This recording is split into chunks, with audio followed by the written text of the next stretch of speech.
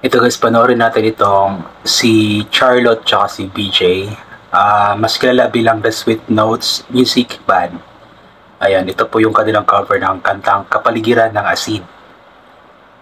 Wala ka ba Wow, napapansin lamig ng boses nila.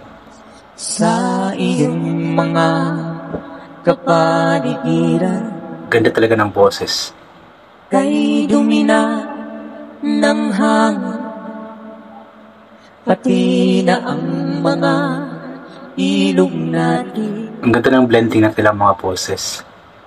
Hindi na masamang pagulan at malayo-layo na rin ang ating narating. Ganda.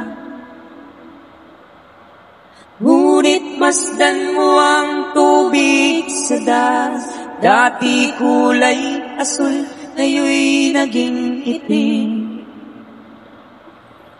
Ang mga duming nating ikinalat sa hangin, sa langit, huwag na nating paabutin.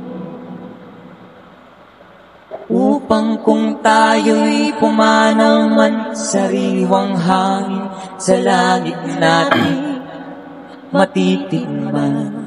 Galing. Napakalamig ng mga boses. Mayroon lang akong inihiling, sa aking pagpanaw sana ay tag-ulan. Gitara ko ay aking dadalhin, upang sa ulap na lang tayo magkantahan. Talagang yung nila, yung mga boses nila is napakaganda pakinggan ng blending. Sa mga hindi pa nakakilala, sila po yung Sweet Note Music. Ang mga bata ngayon lang isinilang, may hangin pa kayang matitikman. May mga puno pa kaya silang aakyatin, may mga ilog pa kayang lalamuyan. Lahat ng bagay na narito sa lupa, biyayang galing sa Diyos kahit nung ika'y wala pa. Ingatan natin at huwag nang sirain pa, pagkat pag kanyang binawi, tayo'y mawawala na. Darating ang panahon, mga ibong gala ay wala na madadapuhan. Bastan mo ang mga punong dati ay kay tatang, ngayon'y namamatay dahil sa ating kalokohan. Sarap pakinggan.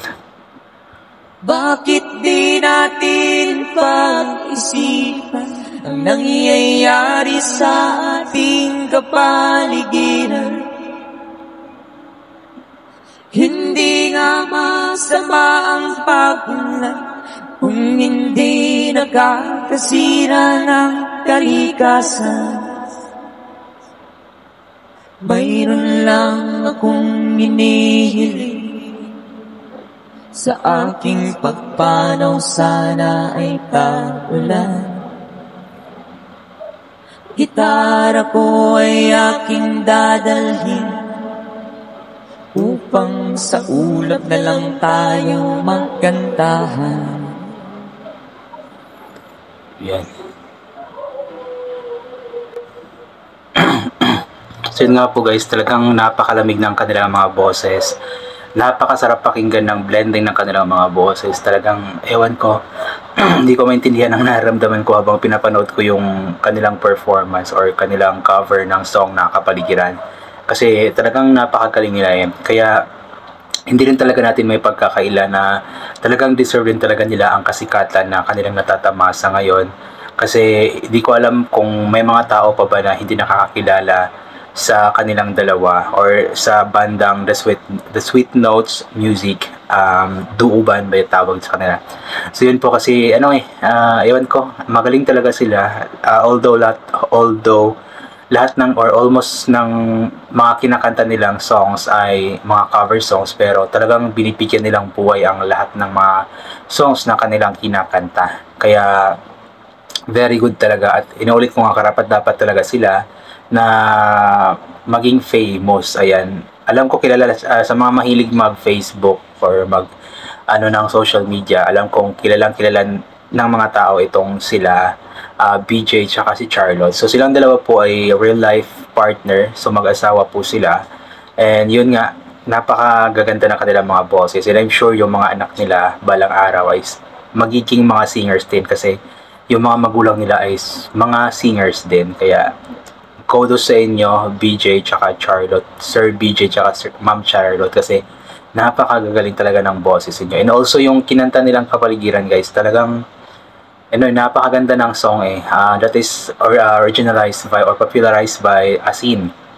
So yung kantang Kapaligiran, guys, is isa itong mensahe para sa ating lahat na mga tao dito sa mundo about the yung mga ginagawa natin sa ating kapaligiran. Isang paalala na dapat alagaan natin ang ating kapaligiran, huwag nating sirain, huwag dumihan, kasi nga para sa atin din ito, at kapag ito ay binawi ng ating Panginoon ay mawawala na rin tayo. Kaya maganda ang mensahe ng kanta, at the same time napakaganda ng pagka-cover nila ng Sweet Notes Music sa kanta. Kaya yun, I believe this song is 2023 pa yata, or basta matagal na itong nakapost, pero ewan ko ba't bigla itong dumaan sa newsfeed ko. Tsaka marami na ako nakikitang mga cover songs, mga performances nilang dalawa, pero dito ako mas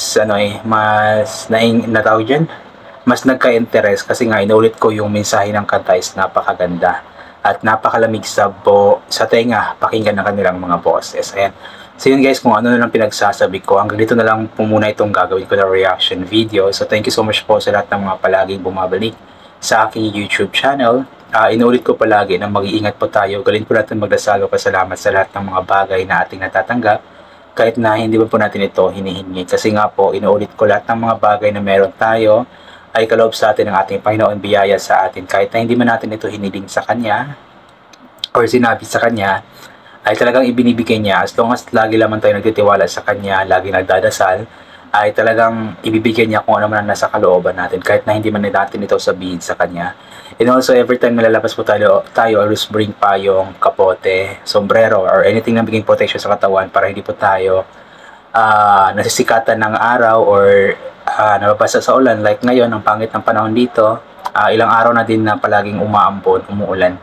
Kaya yun, and take vitamin C para ma-boost po ang ating immune system at di po tayo basta-basta nababasa, or hindi tayo basta-basta nagkakaroon ng sakit. And thank you po, God bless, and bye-bye.